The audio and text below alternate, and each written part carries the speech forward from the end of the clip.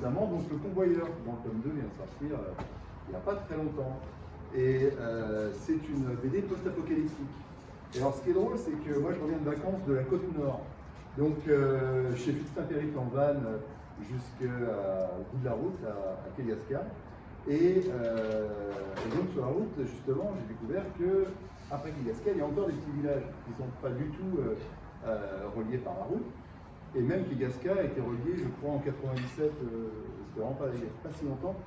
Et donc il vivait complètement en autarcie, en recevant du courrier une fois toutes les semaines, il y avait un facteur qui arrivait. Et c'est marrant parce que ça m'a fait vraiment penser finalement au convoyeur, avec cette idée de quelqu'un qui se déplace et qui amène des choses dans des territoires éloignés qui ne sont vraiment pas du tout reliés au reste de la civilisation. Et donc dans l'univers post-apocalyptique, justement où tous les moyens de communication sont détruits, et ben, le convoyeur devient un peu le Joe Hébert de Gilles Vigneault qui franchit tous les obstacles pour délivrer son courrier. Donc voilà, alors pour la petite genèse du convoyeur, comment ça s'est passé? C'est mon éditeur au Lombard, donc Gauthier Van Meerbeek, qui régulièrement quand on se parle, on échange sur tiens, qu'est-ce que j'aimerais faire, qu'est-ce que lui aimerait éditer. Et là on arrivait sur, ça serait bien, avec, je crois qu'il y avait Mad Max Fury Road qui venait de sortir. Et on se dit, c'était quand même un film qui est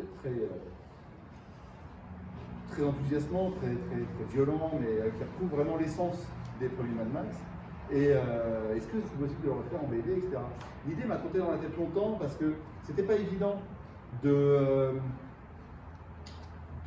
revenir sur le post-apocalyptique, le genre post-apocalyptique qui a déjà été très emprunté justement par Mad Max, qui a laissé une trace indélébile dans le genre. Donc comment réinventer un peu cet univers-là, donc un univers où la civilisation s'est écroulée, et il a fallu un peu de temps pour que je trouve un angle qui moi m'intéresse et me permette de développer mon propre univers là-dedans. Donc je me suis dit, tiens, pourquoi pas commencer justement un petit quiz pour voir ce que vous connaissez du monde, de l'univers post-apocalyptique, je vais y arriver, pas facile avec le masque. Voilà, qu'est-ce que dans la culture populaire il vous est resté. Donc je vais poser un petit quiz et puis on va voir. Voilà, alors je vous donne le pitch et puis vous me dites à quoi ça vous fait. Donc je sillonne des terres désertiques, luttant pour le contrôle de l'essence et de l'eau à bord d'une voiture mythique, donc la Ford Falcon, baptisée Interceptor. Vous êtes assez loin le masque, vous pouvez l'avoir. Ah, c'est vrai. Merci. Donc, est-ce que quelqu'un a une idée de ce film, voilà, dont le pitch serait celui-ci? Bon, un film très connu, des années 80. Ouais? Oui, c'est Mad Max, effectivement. C'est vraiment un peu le père du post-apocalyptique, de la façon dont il est passé dans le grand public. Ça ne veut pas dire qu'il n'y avait pas eu d'autres livres, films dans le genre, mais celui-là a vraiment marqué les esprits avec ces gars à moto, armés, et qui se battent, donc très violents, et qui donnent une vision d'un post-apocalyptique où la société continuera à s'entre-déchirer plutôt que de se fédérer. La violence, du coup, plus de règles, plus de lois, et c'est la loi du plus fort finalement qui domine. Donc ça a marqué un peu l'imaginaire collectif de ce qui adviendrait si jamais la civilisation s'écroulait. Alors un autre pitch pour voir. Voilà, adapté d'un roman écrit dans les années 50, donc par le de Richard Matheson, je mets en scène le dernier homme sur Terre, qui tente de retrouver le remède au mal qui a transformé le reste de l'humanité en vampire/zombie. Est-ce que ça vous dit c'est un film? Ouais? Ça me dit je suis une légende. Tout à fait, je suis une légende. Donc au début un livre, que j'ai lu d'ailleurs il n'y a pas longtemps, qui est très bien. Donc écrit dans les années 50 et qui a été interprété par Will Smith, donc au cinéma. Donc là encore, là c'est un autre, contrairement à Mad Max, là on n'a plus une seule personne, et l'humanité, le reste de l'humanité, n'est finalement que des ennemis pour lui, qui tentent de sauver l'humanité, mais finalement l'humanité a muté et essaye d'atteindre un prochain stade. Donc voilà, on retrouve encore une fois, je dirais, l'univers post-apocalyptique avec ses cités dévastées, les restes de civilisation qui nous rappellent que l'humanité est arrivée un certain stade de développement et que là on est en régression et ça s'écoule petit à petit. Et on va prendre un dernier quiz avec, hop là. Donc tandis que les mers ont submergé le globe à la suite de réchauffement climatique, c'est assez actuel, je mets en scène un navigateur sur son catamaran qui recherche les dernières terres saines. Ouais. Waterworld avec Kevin Costner. Et effectivement, où là, voilà, encore une autre cause au post-apocalyptique. On a vu dans Je suis indulgente, c'est une sorte d'épidémie. Dans Mad Max, je crois que c'était atomique, une guerre atomique qui aurait déclenché ça. Et donc là, c'est le réchauffement climatique donc, qui mène à la fin de l'humanité. On sent à chaque fois un thème de ok, il faut affronter la fin de notre histoire en tant qu'espèce. Et comme les dinosaures ont pu la connaître. Donc voilà, donc différentes propositions qui ont été faites sur ce thème. Et d'ailleurs, un film que j'ai découvert très tard, Postman, toujours avec le Kevin Costner, qui joue le rôle d'un postier, qui essaie de continuer son rôle de postier à travers les États-Unis et de les réunir via le service postal, qui est assez proche finalement dans l'esprit du convoyeur. Un gars qui se promène avec son cheval, et puis, mais je n'avais pas vu au moment où j'ai eu l'idée du convoyeur. Alors, quelle est l'originalité finalement, une fois qu'on a vu tout ça, et c'est pas tout, parce que finalement, si on remonte encore plus loin, la première histoire post-apocalyptique, d'après vous, ça serait quoi? La première. Vraiment, on revient au début quasiment. Alors, il y en a qui disent que c'est, ouais. Comment tu dis? Ouais, de fin. Ouais, mais une histoire de. Ben, en fait, ça serait la Bible, parce que ça serait finalement Noé, avec le déluge, et puis fin de l'humanité, et un renouveau après ça. Il y en a qui font remonter ça encore plus avant, à Gilgamesh, donc épopée qui s'étire sur l'histoire du grand héros Gilgamesh, et voilà, qui affronterait pour la première fois la fin de l'humanité. Donc voilà. Mais sinon, si on fait remonter vraiment au genre littéraire dans l'ordre de la fiction, ça serait peut-être Mary Shelley, donc, qui a écrit Frankenstein, qui a écrit un livre qui s'appelle Le Dernier Homme, avec, je crois que c'est un gars qui s'appelle Vernier, qui finalement raconte, on est en 2100, une épidémie, une sorte de peste a tué toute l'humanité, le dernier homme sur Terre. Donc voilà, ça serait Mary Shelley qui aurait fait la première œuvre réellement post-apocalyptique en 1800 quelque chose. Donc voilà, donc une fois qu'on a ce background, en sachant donc que ça a déjà été exploité en Pamajou, on peut penser aussi à la planète des singes, où là c'est finalement des expériences faites par les scientifiques qui auraient dégénéré et menées encore une fois à la fin de l'humanité. Donc comment on fait pour essayer de trouver une bonne cause, une nouvelle cause qui permettrait de renouveler un peu le genre. Et donc c'est là qu'est arrivé voilà, comme une idée qui heurte un peu votre cerveau, qui fait « Ah, ça c'est intéressant », c'est cette idée de rouille, donc une bactérie qui au lieu de s'attaquer finalement à l'homme lui-même, s'attaquer au métal. Donc voilà, c'est l'idée de base du convoyeur, c'est qu'il y a une sorte de bactérie qui a commencé à ronger le fer, à changer ses propriétés. C'est pas comme la rouille, on l'appelle, les gens de ce monde-là l'appellent la rouille, mais finalement c'est une bactérie qui change les propriétés du fer et le rend friable, fragile. Et donc toutes les communications s'écroulent, aussi bien les ponts, tout ce qui est en béton armé, donc qui est constitué de tiges de métal, ne tient plus debout.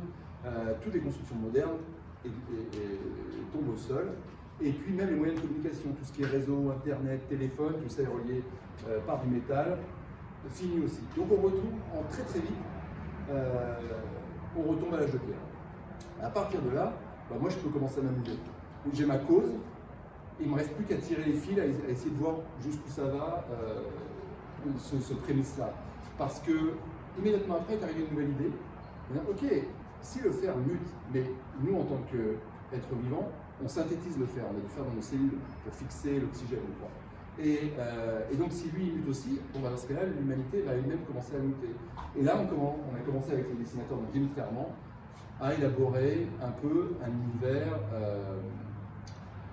comment dire, qui pourrait rappeler quasiment la science-fiction à la Star Wars. C'est-à-dire tous les humains commencent à avoir des mutations qui leur sont particulières. Finalement, l'humanité commence à se dissoudre, à se diluer. Et donc, ça lui a permis de faire des tronches et des personnages vraiment saisissants, quoi. Donc, très vite, donc, on a commencé à parler avec Dimitri. parce qu'il nous fallait un héros, un peu comme Mad Max, justement, ou comme on voit Kevin Costner, pour soutenir un peu toute l'histoire sur ses épaules. Et dans un monde aussi dévasté, c'est bien d'avoir une entité qui visite un peu et qui emmène le lecteur à la découverte de cet univers-là. Et donc il était important qu'il soit très charismatique, et là j'ai eu la chance de travailler donc, avec Dimitri Armand, qui a réussi à trouver un personnage à la fois impassible et qui porte une part de mystère. Donc voilà, il a fallu le trouver, il n'est pas venu tout de suite. Donc il a fallu le chercher, et donc on peut voir des recherches. On voit comment Dimitri a pu commencer, on voulait Barbu pour justement avoir quelqu'un qui vit un petit retour à la vie sauvage quelque part. Donc pas quelqu'un de très lisse. Et on voulait aussi que lui-même est muté, mais qu'il soit quand même séduisant. Donc il fallait qu'il offre un visage séduisant, mais tout en portant les stigmates un peu des mutations que traverse l'humanité, d'où ces œufs qui colonisent son dos, mais qu'on ne voit pas pendant tout le premier aveu. Et puis on voit les différentes ébauches. L'idée des lunettes est arrivée aussi assez vite. Pourquoi? Parce que, autre mutation qu'on a ajoutée dans cet univers, c'est les champignons qui deviennent extrêmement virulents pour l'homme, parce que le fer est lié directement lié à notre système immunitaire.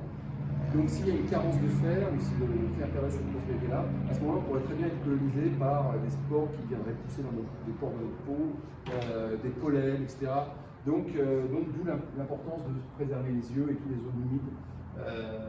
Donc ces lunettes, et donc dans cet univers-là, quand arrive la saison des sports, tout le monde doit se couvrir le visage, se couvrir les yeux.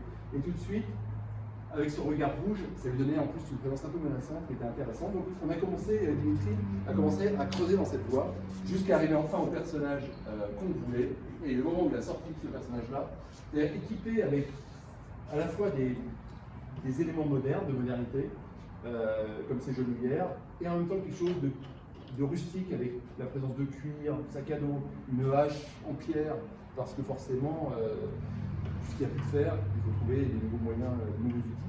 Donc voilà, et le moment où il nous a sorti ce design-là de personnage, là on savait qu'on tenait notre personnage, il était là, il existait, et moi ça m'a permis de commencer à le faire parler, à le faire agir, à le faire jouer, parce que voilà, il avait sa personnalité qui émane un peu de ce dessin-là. Et ça m'a tenu un peu comme une note en musique, ça m'a donné un peu le la du récit.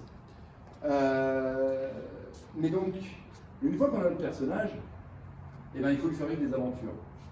Donc là pareil, c'est le fruit de beaucoup de discussions avec mon éditeur, avec mon co-auteur, pour savoir comment on va raconter cette histoire.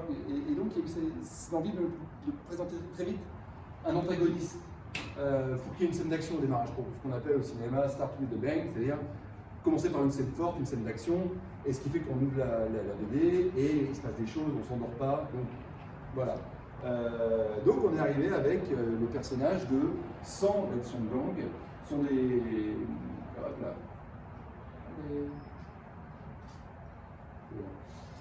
Donc voilà, parce que tout le monde n'est pas égaux face aux mutations. Il y en a qui ont des mutations intéressantes, genre comme donc, le nom des cendres, qui lui a des sortes d'avant-bras qui font comme de la lave finalement en fusion, et donc il donne un ascendant viril, on va dire, machiste, sur ses troupes. Mais il y en a d'autres, on va le voir plus tard, qui ont eux des mutations comme les gars qu'on a en haut là, juste un œil qui est débalancé, ou, voilà, donc c'est juste finalement physiquement, comment dire, inadapté quoi. Donc voilà, et donc avec ce personnage, on propose tout de suite une confrontation avec le convoyeur qui ne présente a priori pas de mutation au début, et face à quelqu'un qui clairement a un pouvoir intéressant façon super-héros quelque part. Donc voilà, avec toute cette bande de sous-fifres qui se teignent les yeux avec de la cendre de feu, histoire d'avoir un esprit un peu de corps, parce que c'est important aussi dans cet univers d'avoir comme des gangs différents qu'on peut retrouver aussi dans Mad Max, et donc avoir un personnage qui évolue parmi toutes ces menaces-là. Et pareil, on revient à des armes un peu archaïques, fini les fusils, fini la poudre, donc on revient aux arbalètes, on revient aux arcs, on revient aux couteaux en céramique. Il faut à chaque fois, et ça c'est un effort qui n'est pas évident, notamment pour le dessinateur, de ne plus du tout dessiner de fer.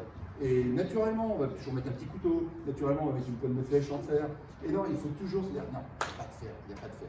Donc ça, c'est un exercice délicat. Rien que pour les fermetures éclairs, les boucles, on aurait toujours tendance, et notamment, heureusement, c'est l'électrique qui fait les couleurs. Donc voilà, il peut tout passer s'il a besoin en cuivre, s'il a fait quand même un peu de métal. Et d'ailleurs, dans notre univers, le cuivre est la nouvelle monnaie, du coup, très utile, qui sert à faire un peu tous les ferrures. Donc voilà, notre premier adversaire qu'on a trouvé, mais il fallait aussi une histoire qui s'étire un petit peu sur un album, et donc on arrive sur la naissance de la pauvre nymphe, qui est finalement un bébé qui a des multiples pattes, un peu comme une montre religieuse. Donc c'est ça que j'avais décrit un peu à Dimitri, c'est l'idée comme d'une sirène, mais à la place d'avoir une queue de poisson, elle aurait un corps insectoïde de montre religieuse. Et justement, elle serait un petit peu carnivore. Donc voilà, finalement, le véritable adversaire dans ce tome 1 du convoyeur. Et avec ce mélange, encore une fois, et ça c'est la grande force du dessin de Dimitri, de proposer des choses absolument horribles, mais avec une élégance dans le trait, qui malgré tout génère une sorte d'attirance tout en étant assez repoussante. Et ça m'intéressait, cette espèce de malaise qu'on a vis-à-vis d'une créature. Si on regarde que l'eau, c'est une jolie jeune fille, on ajoute le corps monstrueux en dessous, et ça provoque une dissonance dans le cerveau et qui bug un peu. Et ça m'intéressait beaucoup comme émotion. Donc voilà à peu près comment on a développé ce tome 1 avec cette rencontre, avec cette histoire autour du cuivre, etc. Et puis aussi un autre élément qui vient, parce que tout ça finalement se superpose, c'est-à-dire chaque idée en entraîne une autre. Et à partir du moment où on dit que l'humanité commence à muter, à ce moment-là, elle devient aussi incompatible avec elle-même. Donc la reproduction devient un problème. Et d'ailleurs, c'est pas nous qui disons, apparemment c'est en cours aujourd'hui. Donc voilà, et à ce moment-là, on arrive avec, ok, si les humains n'arrivent pas à se produire, il y a forcément des gens qui vont essayer de sauver l'humanité. Et souvent, ça revient aux religieux, à des gens très conservateurs, qui essayent de rescinder l'humanité sur une base commune, presque un peu archaïque. Et donc, arrivé, voilà, l'humanité, une sorte de culte religieux, un peu un agglomérat entre les trois religions du livre, qui chasse les couples qui peuvent encore se reproduire, finalement pour les aider comme du bétail. Donc, si l'intention est bonne, la façon de le faire est un peu abjecte. Et donc voilà, donc ce qui contribue à faire finalement du convoyeur un univers assez sombre et assez sale, finalement assez proche dans l'esprit de Mad Max. Et on voulait enfin une présence féminine aussi qui contrebalance on va dire, la présence du convoyeur avec une chasseresse qui essaye de lui régler son compte. On découvre petit à petit ce qu'elle lui veut et pourquoi elle veut le supprimer. Et donc, pareil, on ne voulait pas une fille un peu frêle, on voulait une nana capable de s'en sortir dans cet univers-là très très dur, donc un petit peu musclé, un petit peu épaulé pour qu'elle puisse rendre l'appareil finalement au convoyeur dans un duel, on va dire. Donc voilà, et donc pareil, Lucas a commencé à aller lancer des recherches, des tatouages, etc., pour essayer de trouver une personnalité, jusqu'au moment où il a finalement réussi à trouver un design qui nous a convenu. Et là, pareil, il y a quelque chose qui m'a beaucoup plu dans ce dessin particulièrement, c'est une sorte de mélancolie, un côté un peu contemplatif. Et à partir du moment où j'ai ça, ça y est, je peux faire parler les personnages, je peux les faire interagir entre eux. Ils ont leur regard sur la vie, donc pour moi, ils existent. Donc c'est pour ça, c'est ce dialogue entre dessinateur et scénariste qui permet d'amener de nouvelles idées, d'enrichir l'univers au fur et à mesure.